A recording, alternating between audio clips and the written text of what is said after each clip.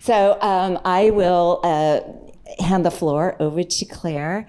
Her talk today is called Living in Squalor, Regenerative Agriculture and Revisioning Ancestral Sites. After her presentation, I will then ask her a few more questions and then open the floor to everyone. And maybe this mic will come around to you. So with that, we welcome our esteemed poet, Claire Hong.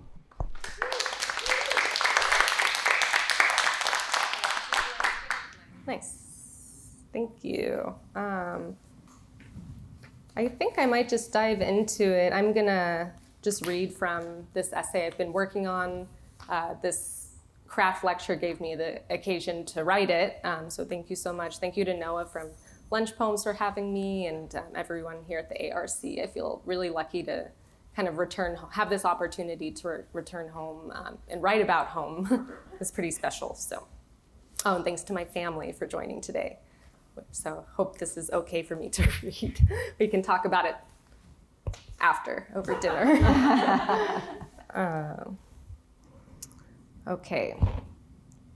In July 2022, I was driving to a grocery store in Tucson when I heard the word squalor on the radio in a story about the mistreatment of Chinese immigrants in San Francisco's gold rush era. I was irritated that my body reacted sentimentally to the sepia-toned radio voice, the vasovagal transition from sepia to black and white, punctuated with a Chinese flute. I had goosebumps in over 100-degree weather, sunlight amplified through the windows. What was being told to the general public was not news to me, an era significant to my family history, the scene of my great-grandparents, grandfather, my mother's, uncles and aunts, and eventually my own birthplace. Whatever physiological mind disagreement I experienced was neutralized by the revelatory thought of the word squalor, a word I'd encountered many times in archival and present-day accounts of disenfranchised immigrants in indigenous communities. In the parking lot, I typed the word squalor into my phone to remember for later, and the act itself felt like I had written a lyric poem. After months of resistance to writing, I felt momentum in this word, the beginning of a writing project, for its defined parameters and generous thematic malleability, regenerative agriculture, and the reclamation of dirt, ancestral grave sites, and the prejudiced views of my ancestors, past and present. This word project holistically encapsulated my life's work and focus. The project would represent my last few years as a farmer, fixated and immersed in dirt, the endless task of mixing and turning compost piles, tilling rows, wheelbarrowing dirt and mulch, sprinkling amendment powders and manure pellets.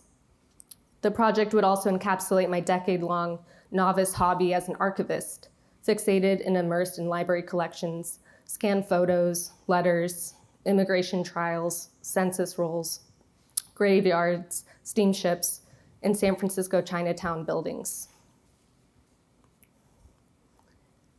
I imagined Squalor would delineate how immigrants, indigenous people, the enslaved, and incarcerated laborers were and currently are perceived and called dirty, living in squalor, but also how these groups historically and currently feed the world from dirt. I imagined I would find a compelling balance of autobiography, poetic sinew, and research. Squalor came just in time for a month-long residency in Vermont, where I would have days on end to work on the project, a break from my administrative-heavy job at a heritage crop seed bank. The energy I felt on hearing the word was nowhere to be found when sitting in my studio, overlooking a river and a red mill where we were fed. The problem I found was that I felt depleted from both writing and farming, so the task of merging them was doubly depleting. I thought with admiring envy of Bernadette Mayer's recount of writing Midwinter Day, and how when she finally sat down to write the book, it was like tracing words. Lately, my mind had turned opaque, and each distant thought,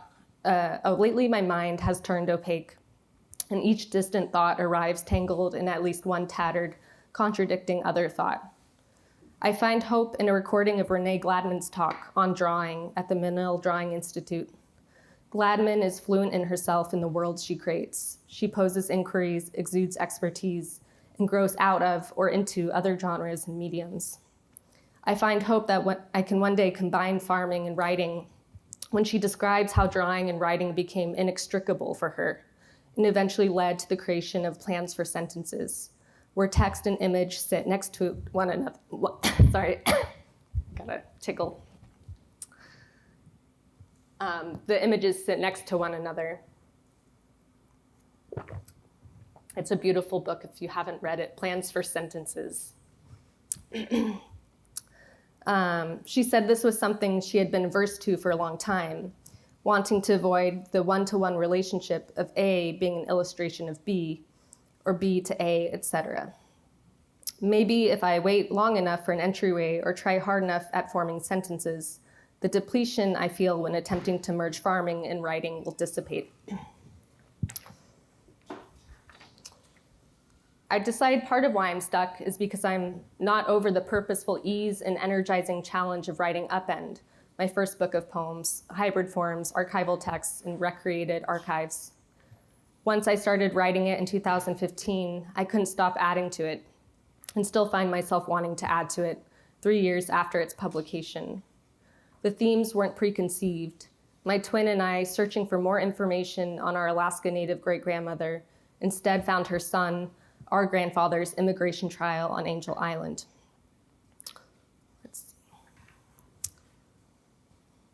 A few years later, I worked briefly and fled from the U.S. Forest Service in New Mexico for an MFA in poetry at the University of Arizona in Tucson.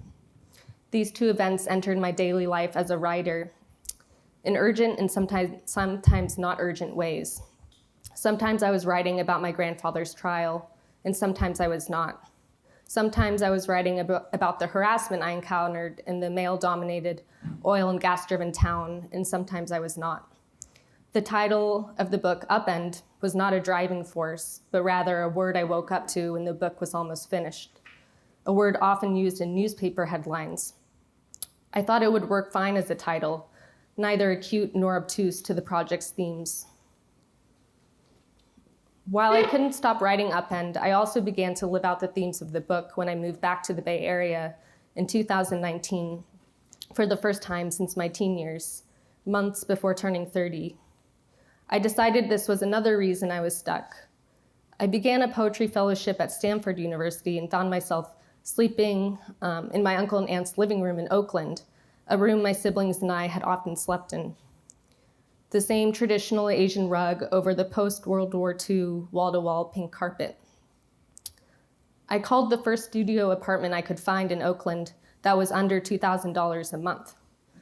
The landlord said he wasn't sure why he answered the phone, because he was just sitting down to review the dozens of emails and voicemails, inquiring about the studio. He said he liked that I spoke clearly, feedback I've never heard about myself in and out of the creative writing workshop, and he offered me the apartment that day. And so began years in which I lived out the score of Upend, or rather I lived a life that could have resulted in Upend existing more like the book of Squalor, had its destiny been to exist as a research-heavy book of poetic essays. My daily life, surroundings, and livelihood began to echo Upend in such a way that mundane tasks felt like completing poems, and so there was no reason compelling me to write. I never met my grandparents, so it felt poignant that the studio apartment I moved into was a couple blocks away from their gravesite in St. Mary Cemetery. So this is my cousin Cooper at the Great Hong gravesite that I used to walk to a lot, and mostly alone because I would do it every day, or with my dog, and then sometimes with family members who are in the audience today. And it became sort of a hangout spot, which is sort of funny. I don't know if a lot of families do that, but walking daily to their gravesite felt like drafting poems that never made it to the page. I noticed something the same or different each time, dragging my different moods, thoughts, and fixations across the pavement. Just like many of the interrogators' questions during my grandfather's transcribed trial, didn't you know? Didn't anyone ever tell you? I found myself seeking answers to impossible questions. I went to the Chinese cemetery in Colma, south of San Francisco, close to where I was raised, a city where the living are outnumbered by the dead. I tried to find my great-grandmother's grave, hoping to find clues into her name or birthplace. I went where the interrogators and detectives found her, the only native in the Chinese cemetery, at which point, after nearly a year incarcerated, they decided my grandfather was who he said he was, a 17-year-old orphan born in San Francisco to a native mother and Chinese father. I looked for the recorded plot numbers of their graves, climbing the steep hillside, up and down the rows, stones covered in lichen, some Chinese characters smoothed away, some gravestones fallen and absorbed back into the earth. I couldn't find it, just as my twin and I couldn't find it in 2012, after uncovering the immigration trial. I would walk the streets of Chinatown, slow and timid in my dissonant purpose, unlike my fellow walkers, going from A to B, running errands, getting to and from home. I wondered with nostalgia at the green shade of the buildings, if the color became iconic to Chinatown as an accident. Was it an excess of federal paint used also for public park structures? I loitered outside addresses referenced in the immigration trial, the Methodist Mission Home for Women and Girls, where my great-grandmother died, and where my grandfather as a baby was turned away for being a boy.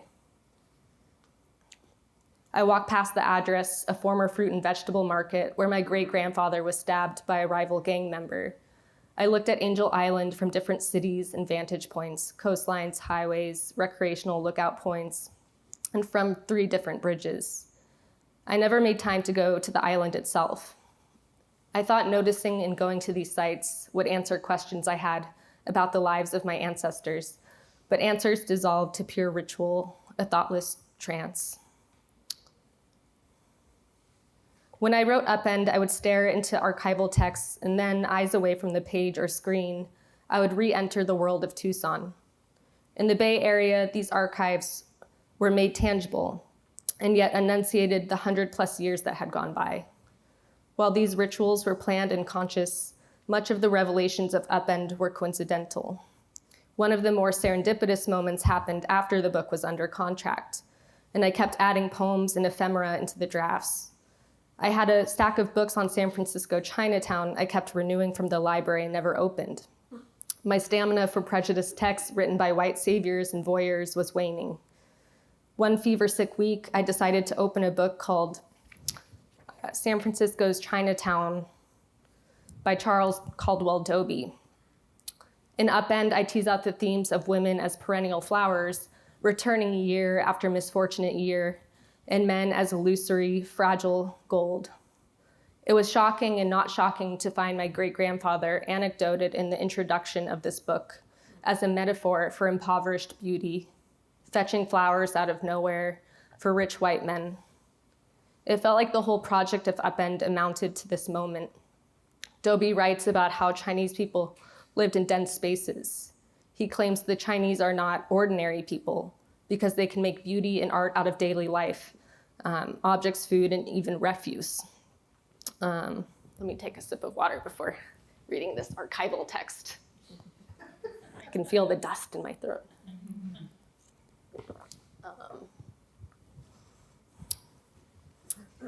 Once before the earthquake and fire, I boarded at a bachelor club. We had a very good Chinese cook, and one night we decided to give a dinner party to invite some women friends to taste his quality. At the last moment, somebody discovered that since it had been nobody's business to attend to flowers for the table, none were in evidence. We scolded Hong about it, although he was in no wise to blame. He merely grunted. But when we came into the dining room after cocktails, there were flowers, bouquets of ravishing beauty at either end of the table. On a sunless back terrace were a couple of stunted fuchsia bushes, a red geranium or two, a volunteer cineraria. Out of a clash of red and pink and violent purple, Hong had evolved 2 formal masses of flowers, springing conically out of as many mason fruit jars. They were not only triumphs of art, they were triumphs of art evolved from scraps of blossoms. They rivaled the dinner. Soon after, Hong was shot down in Chinatown by a rival gunman. It was alleged that he was a highbinder himself.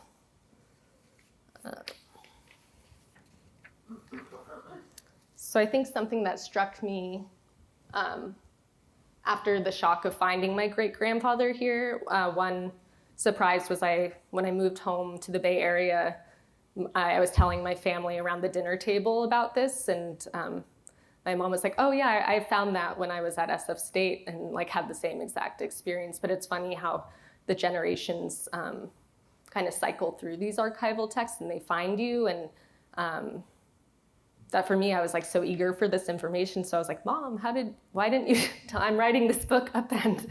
But just that they find you at different times. And yeah, we had the similar experience. And the other thing that strikes me, or that I'm still kind of working through, and I kind of want to write like a whole book about this, but between the page break, there's the word violent and purple that I think maybe was a typo that they overlooked because it was a page break, and it'd be easy for editors to keep overlooking that. But the more I look into this text, I feel like it was just intentional. Like they were leading up to this recount of my great-grandfather's murder, because we have the clash of red, ravishing beauty.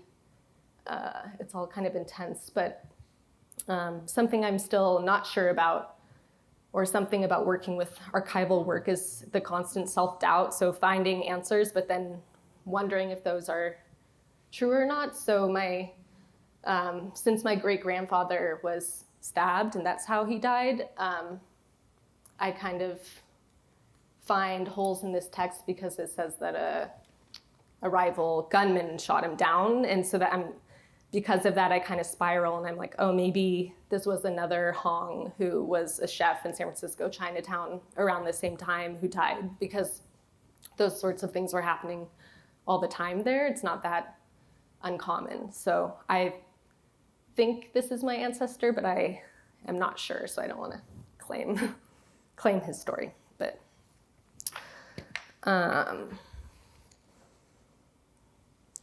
and then I'm still kind of working through this next part, and I think it's probably meant to be in another craft talk, but I'm like a poet of excess, so I'm always trying to pull in every single thing. And I feel like it would just be awful to exclude it for some reason, so I'm just going to talk through it, and then we can move back into the reading off the page. But when I moved back to the Bay Area for the Stegner Fellowship, and when I was staying with my Uncle Ed and Auntie A, my Auntie A makes like incredible food, and one meal she made fried tilapia heads, and I had never eaten those before, but I had some weird like chemical deja vu reaction that I had never felt before. And then I met a woman at a writer's residency who told me that the older she gets, the more intense her deja vu is.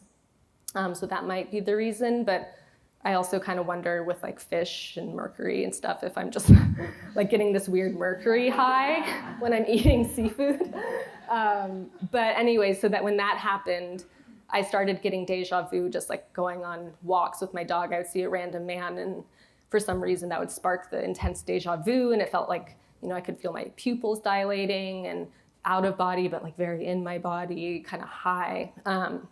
So I'm trying to think through deja vu memory archival texts, and I'm not sure where it goes. So I had a passage in there about it and here about it, but I don't think it's quite there yet.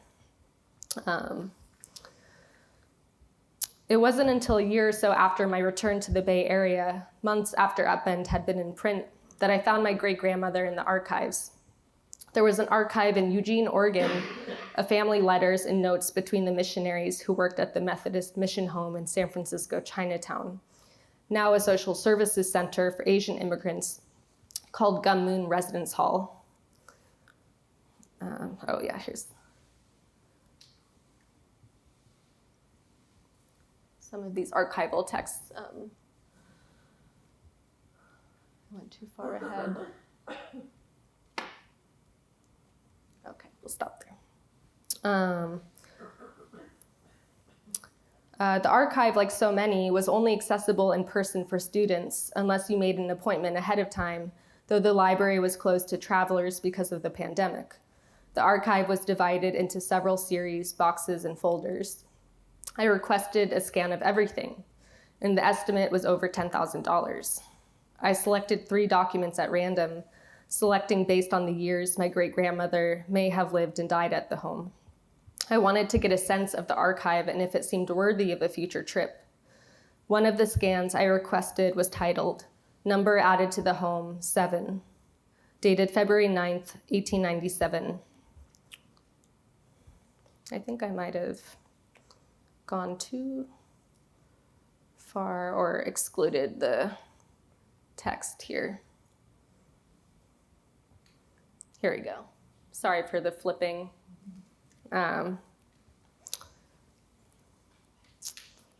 It is a cursive, poorly punctuated, scribbled inventory of women who had recently sought refuge in the home.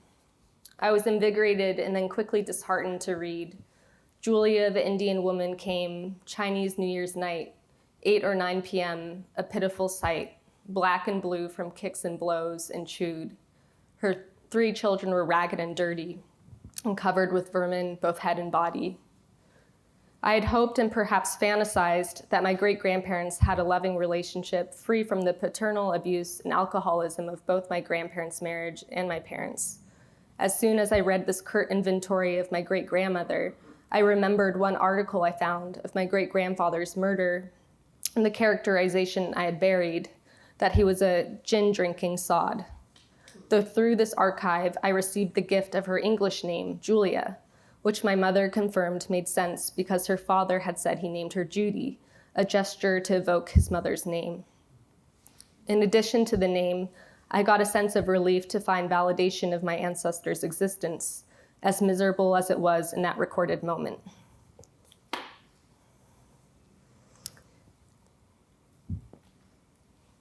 A little brighter subject. I missed farming and worried my year-long job in Tucson would fade away into a one-time anecdote of my life. In the summer of 2022, I began working at an Asian vegetable farm in the North Bay. Well before sunrise, I would cross the Richmond Bridge and pass Angel Island in San Quentin. I learned how to see my count in the length of crop rows, slicing and bundling with blue rubber bands. I harvested 74 bundles of crops at a time for CSA boxes filled with greens and herbs new to my senses in their unpackaged live forms. I learned their up-close structures and where to cut at the stem for regeneration: perilla, holy basil, celtis, red-veined sorrel, gailon, choysum, Tokyo bacana. I stacked the bundles into crates in rows of 10, alternating the stems each row so I could keep count like my boss, the owner of the mixed Asian vegetable and flower farm in Sebastopol, California, taught me. I found the job listing online and was drawn to her story of connecting with her mixed Taiwanese heritage through traditional foods and her past experience working at a farm in Palmer, Alaska. I took these similarities as signs and decided to apply. Halfway through a row, my mind and hands instinctively increased or dwindled the size of each bundle ever so slightly to get the right count. The whole row was left alone a couple weeks to regenerate. What I learned that season felt somewhere unlanguaged in between my body and the peripheral space. I learned little muscle memories to guide a full wheelbarrow of compost between rows. When the sun threatened overhead, I quickened my pace to preserve the previously live growth in its taut morning form. I'm trying to decide if I'll summarize the next. Bear with me. I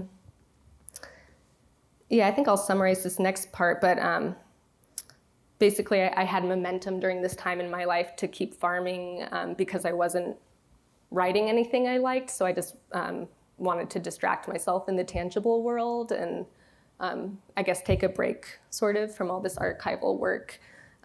So right after this season ended, while I was doing my fellowship and I was supposed to be doing my writing and attending a workshop, which I still did, but had little, wasn't a very generous classmate. But I started working at another farm in West Oakland,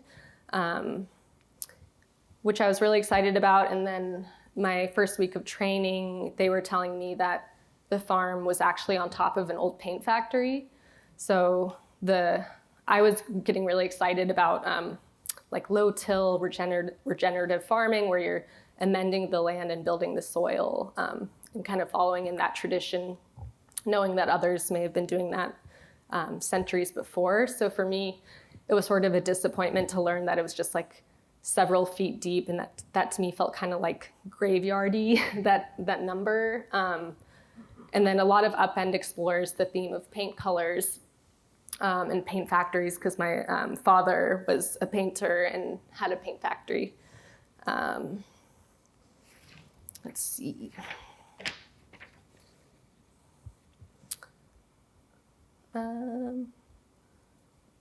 Now I guess, and the other part about this was my Uncle Ed was telling me when I started working there that my grandmother worked a couple blocks away at a candy factory, which I had heard about growing up, and that she kind of suffered a machine accident there and lost some of her fingers. So that's something I've always tried to write about in poetry, but it's kind of hard to write about an absence of something, and that I also never met her. So that was sort of intense to start working in this scene where Upend felt really intensely present, but I wasn't doing any writing. Let's see. All the psychic, spiritual, magical themes and associative leaps of poetry, intertwining with archival threads and imagined ancestral kinships, became intimately close. Despite the serendipity of my life becoming Upend, I hardly had time to notice any of it. At the nonprofit farm, I felt like a factory worker, seeding in the greenhouse, transplanting, shuffling the endless rotation of flats, amending farm rows, setting irrigation lines, planting down the rows, removing pests, weeding the beds in the aisles, laying down cardboard and wood chips, harvesting leaves before the centers bolted in a bitter-tasting death, picking up mulch and compost in the dump truck, taking farm trash to the dump, loading the truck bed with plant flats and bag compost to take to affordable housing sites, and planting with the residents. We had weekly meetings to toil over marketing language and signage to absolve our guilt over perpetual gentrification. The farm had been a sanctuary for the new condominium tech workers in their square homes erected along one of the farm walls, and less accommodating for the erratic behavior of some of the unhoused visitors who lived in encampments nearby. The word optics, in regards to how the nonprofit farm was perceived by the public, became a word often said, met with low mms, especially when phrased as a question. Is this about optics? We would all say, not say. I wrote the common names of plants on popsicle sticks in batches until words like chrysanthemum looked defamiliarized. After I finished a year or so of work, I put in a generous 2 months notice and injured my hip before those months completed, before moving back to Tucson. The doctor said the injury was from wear and tear. Oh, this is kind of a nice picture. I would visit these affordable housing sites with really sweet elders who are really eager to plant their gardens. Let me take a sip. We're getting just a couple more pages. How's everyone doing? Oh, good. Thank you. It's hard to tell, you know. C.A. Conrad's book and poem rituals, Eco-Deviance, Somatics for the Future Wilderness, a book I've cherished for over a decade now, should have served as a warning. C.A. Conrad introduces the rituals and writes, "Growing up in a rural factory town, I watched my creative family extend the grind of their monotonous jobs outside the factory walls and into their lives until they were no longer capable of accessing their artistic abilities. The factory essentially divorced them from their essential selves." C.A. Conrad then goes on to recall how they thought this would never happen to them, since they moved to a large city and surrounded themselves with like-minded people. C.A. Conrad visited their family and had the realization that they had been treating their poetry like a factory. Their rituals for writing poems solved this crisis as they created an extreme present, counter to the dissociation that comes with assembly line work. I found myself treating regenerative agriculture and community service as factory work. What once felt meditative, present, and tangible became repetitive and harmful. I had turned to small-scale farming as a remedy to the extractive forces of the gold rush, salmon canneries, and my recent work for the Forest Service that benefited mostly the oil and gas industries and recreational hunters. Instead, I found myself disillusioned and injured. Maybe C.A. Conrad's somatic poetry rituals can serve as an example of how I might re-enter my writing and archival work, as they did for many of my poems and revision practices in Upend. Maybe I need to live out some of these archival and present haunts, these coincidental circumstances. There's a type of coincidence integral to my work as a writer that generates my creative energy and one that extracts it. I'm still untangling that distinction. The coincidence of finding my great-grandfather as an introductory anecdote felt generative, while finding my great-grandmother in the inventory note felt extractive. My rituals of walking daily to my grandparents' gravesite, wandering Chinatown, hiking hills to glance at Angel Island from different vistas, all felt neither generative nor extractive. They felt like complete acts that didn't necessitate writing, though I had hoped to complete a second book. The first line of Mei Bersenbrugge's Hello the Roses, another book I have cherished for over a decade, is, I underestimate the power of my connection with other people, with animals and events that are coincident. I adore the archived coincident of Tlingit armor, embroidered with Chinese coins as protection from Russian and European settler attacks. There are stories among the Tlingit of trade across the Pacific before colonization, which leads me to believe my ancestry is not rare or strange, but traditional and timeless. I also adore the coincident-dependent ghost plant, a parasitic wildflower I encountered during my time in Vermont. This was a plant I fixated on instead of writing the book Squalor. I was entranced by its dark, white translucence, erected from the rich, dark forest floor, and by my inability at the time to know its name or whether it was a fungi or flower.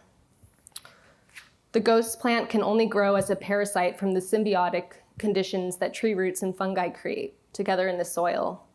It's colorless, containing no chlorophyll, and grows ambivalently to the sun, surviving off the dialogue between tree roots and fungi.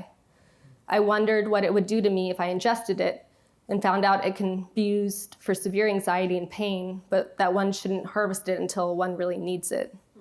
Ghost plants are difficult to propagate, as it is nearly impossible to mimic the conditions of the forest in a greenhouse. I was shocked to find pictures of ghost plant infusions because the colorless plant in clear liquid turns purple. How does it do this out of something that appears to be nothing?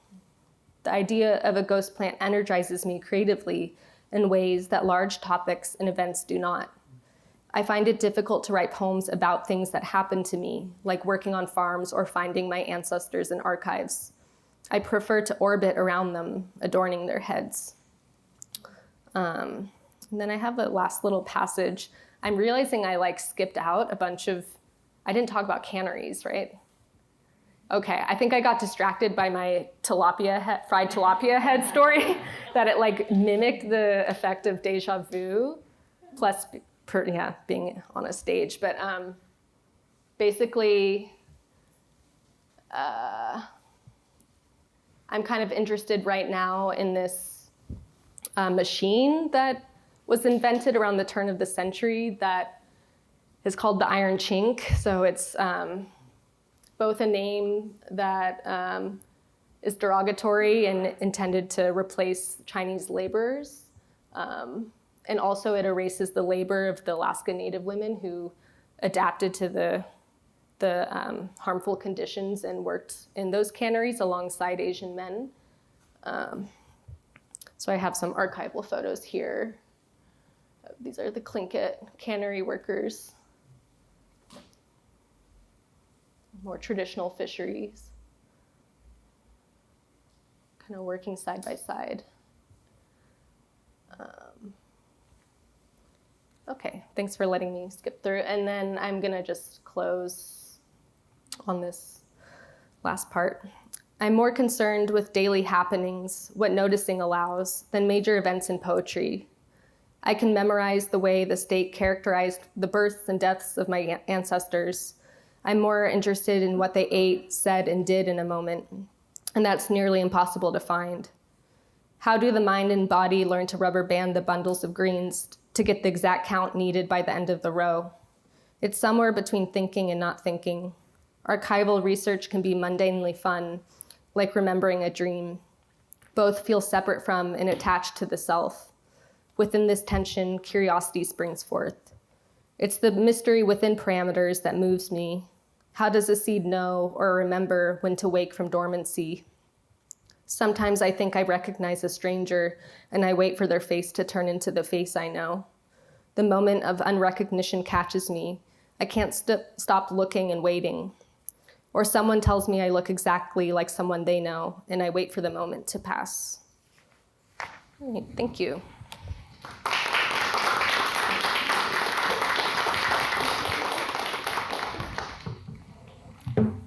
Transition.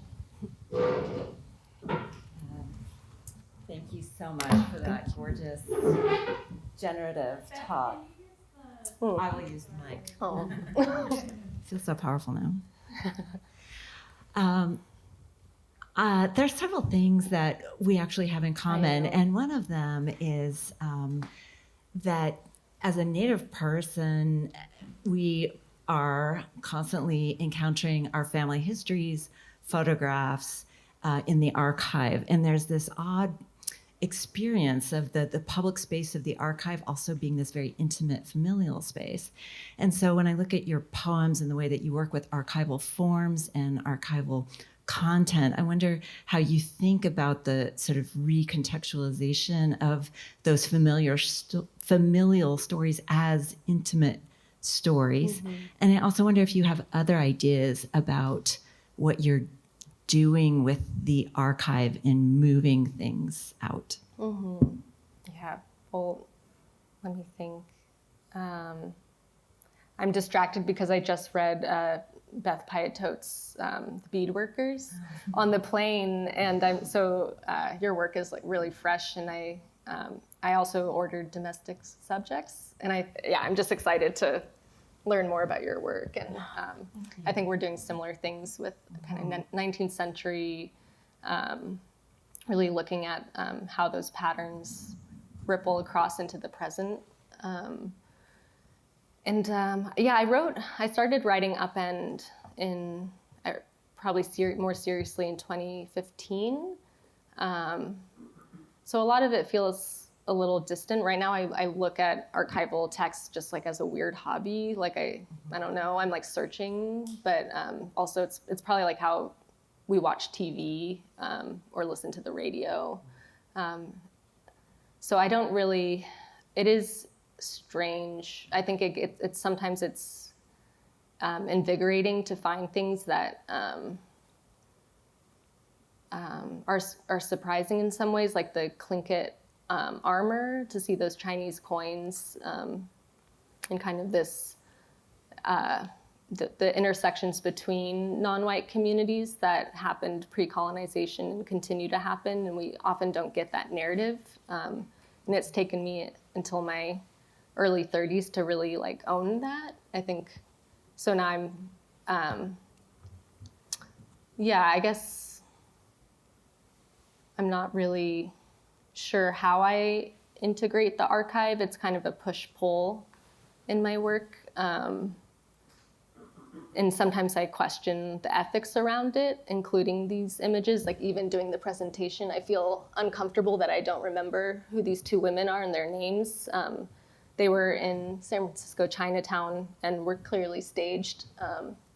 But knowing the conditions of that time when this photo was taken, there were very few women in San Francisco. So Chinese women in particular, and then especially Native women, were just targets and had to find ways to survive. So I don't really, So that's an example of I'm constantly kind of questioning ethics and then how I put that in my own work, and if I'm doing it just thinking of putting it in book form and that becoming an archive and being kind of a permanent record. Just a lot kind of to think through. Sometimes it's soothing and exciting, sometimes I'm toiling. Another thing we have in common is that I grew up on a farm, and so I was really drawn to your juxtaposition of the archive and the farm. And in your talk, you mentioned both the sort of generative aspects of both of them, both generative and having elements of death with both of them. The other thing that I noticed in your talk, and that also goes with this life of the farm, is the cycles. The life cycle of the farm and the seasons of production and fallowness. And so I want to ask you if you, in your own writing, and I think you hinted at this a little bit, how you think about your seasons of productivity and fallowness, or how you as a writer sort of attend to those seasonal needs in your writing. I think right now I'm being maybe too forgiving with myself. I'm like, I can just, people go through fallow periods and that's natural. And then it's like, well, then the years can go by and by. And so I think actually this opportunity here really pushed me to think about where I'm at with my writing and kind of pushed me into that next, like, well, what is this? I can't just keep telling people I'm writing a book called Squalor that I actually don't want to write at all. Like, and I can't. And it's actually not what the book is. I think the book is like about coincidence, I think is what this craft talk allowed me to figure out. But especially working full time, staring at a screen and doing work that's not very creative makes it difficult to access that mind. But I think most people I'm telling them like, just be kind to yourself and it's natural to take breaks. But don't tell that to me because I'm doing that already. I need to start working a little more. I'm going to ask you one more question, which means you all have to get ready because it's going to be on you in just a minute. So I hope you're ready to ask some questions. So my question is, I feel like every time I meet poets, I want to ask this question. So I'm just going to try it. How do you do it? How do you write poems? Just do it. No, I don't know. Jade Cho, who's actually in the audience, just asked me that, and I fumbled through a response. And it changes. Right now I'm writing more long line, I'm always really into Mimi Burstenbrugge and really into Renee Gladman, people who are really dealing with the long sentence. So I'm... right now, that's kind of like I'm mimicking those heroes of mine and writing this kind of more fluid, long sentence nonfiction that isn't quite nonfiction yet. It's not really an essay, but it's not really a poem. So that's a different process. I don't know. But a lot of the books from Upend were a little more lyrical. They came like sort of, I was just reading and writing a lot and looking at archival texts and listening to music and going grocery shopping and that kind of thing. And those just daily life things, I would just take notes down and have a lot of scraps of language to use where I could then kind of mosaic or collage a poem from that. And then I think I just have like one or two poems in Upend where I woke up and just like needed to write it down, and it came like how you hope every poem would come, but it doesn't happen often for me. You mentioned a number of writers in your talk, and I know that as a writer, you are reading a lot of other poets. When you are when you're sort of feeding yourself with other poems, do you take time to study them or figure out what they're doing, or is it more just sort of taking them in and letting it integrate however it wants? Probably the latter. Mm-hmm. If I'm really having trouble writing and need to write something, I'll look more intentionally at like sentence by sentence, phrase by phrase, word by word, what they're doing to see if I want to kind of mimic something in that structure or pattern, but mostly just like reading it and having it come, like, just pass through me, trying not to steal from them, but yeah, and be influenced and know that I'm like my own vessel with different experiences and position in time and place, so that what comes out is going to read very different from their work. But for me, I'm like, oh, this is clearly like a imitation, but yeah, having faith that that's not what's happening. Okay, I gave you a bonus minute to think. So I'm turning to audience full of writers and thinkers. Who has a question for Claire? Yes. Hi. Oh.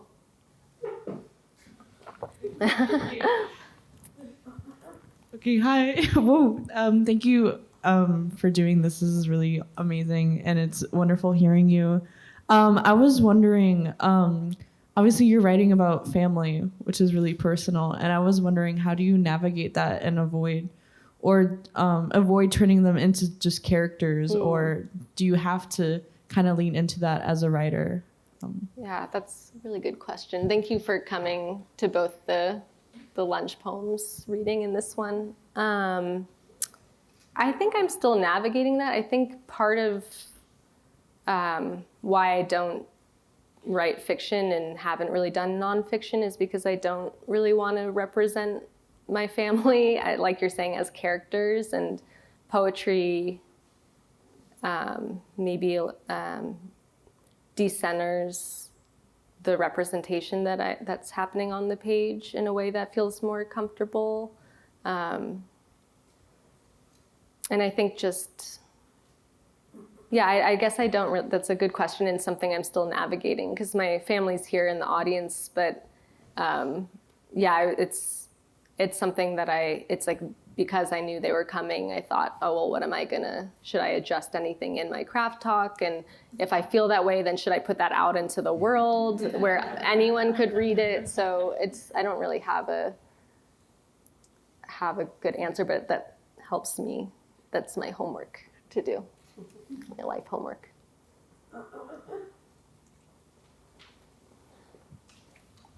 Thank you.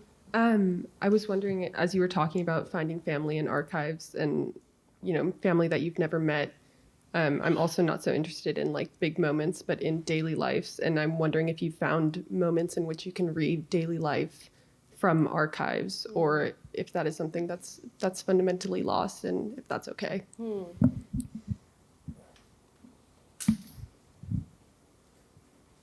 Yeah, I think, I don't know. So daily life that is evoking the archive, is that kind of what you're... Or I guess moments in which you found daily life in archives. Okay. I was like, for some reason I was doing mental like backflips but thank you for clarifying. Yeah, I think that those are the types of records I really enjoy finding, where it's just daily life rituals, like sorting through fish in the assembly line, where people are next to each other and you can see their hands and what they're doing.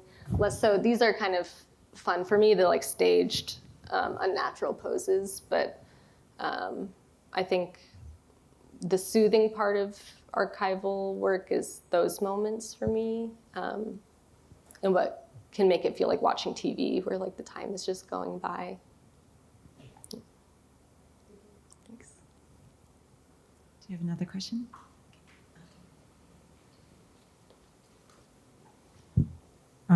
Thank you so much. My question goes back to Beth's beautiful second question, kinda. I was struck at the end that I felt like the ghost plant was a great metaphor for what you said was like this sort of cycling through archives through generations. So, your mother found the story and then you found the story, and that's kind of like the right condition at the right time, the right person.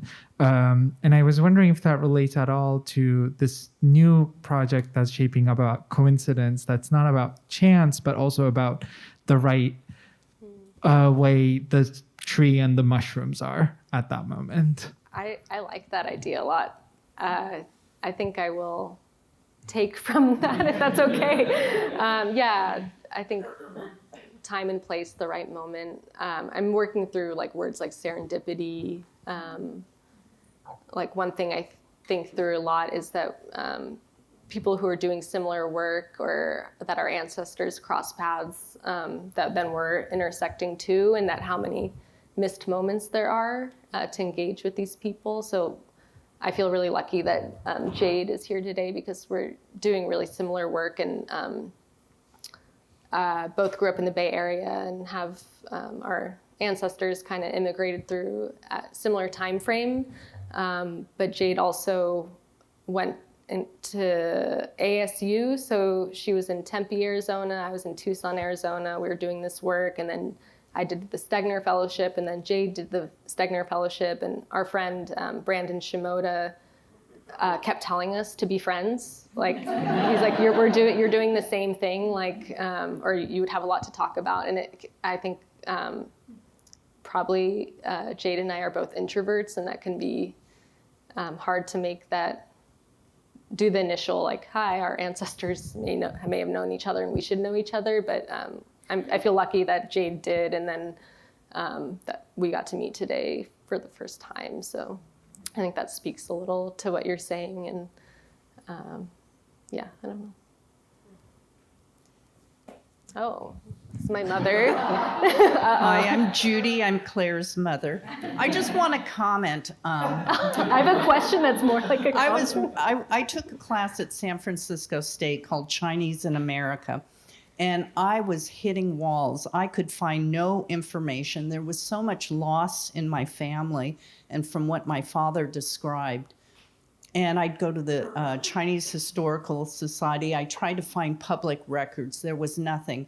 Anything Native American or Chinese in that time period were treated like numbers and not important people. They were really disenfranchised. So my father didn't have any of the information Claire uncovered. I didn't have it most of my life. And finally, Claire and her twin brother asked me for details, anything I knew. They went to the National Archives in San Bruno and came up with this 20-plus page transcript of testimony and interviews. And it's amazing because your grandfather knew none of this. I mean, you have records there that he never saw. I want to thank you for making this come alive in art form. Oh. Thanks for the comment. Do we have another question or comment? Nora. I just want to give a moment because that was, yeah.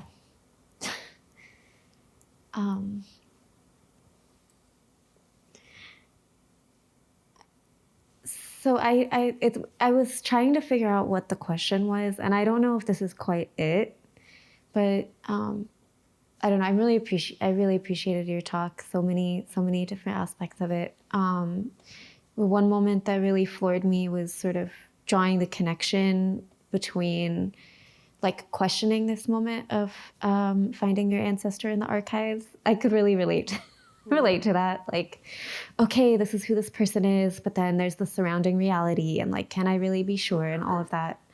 But also how that questioning was echoed like in your somatic experience of like eating this tilapia, where you were like, this is familiar, but it could just be a chemical response, you know? And I guess I'm wondering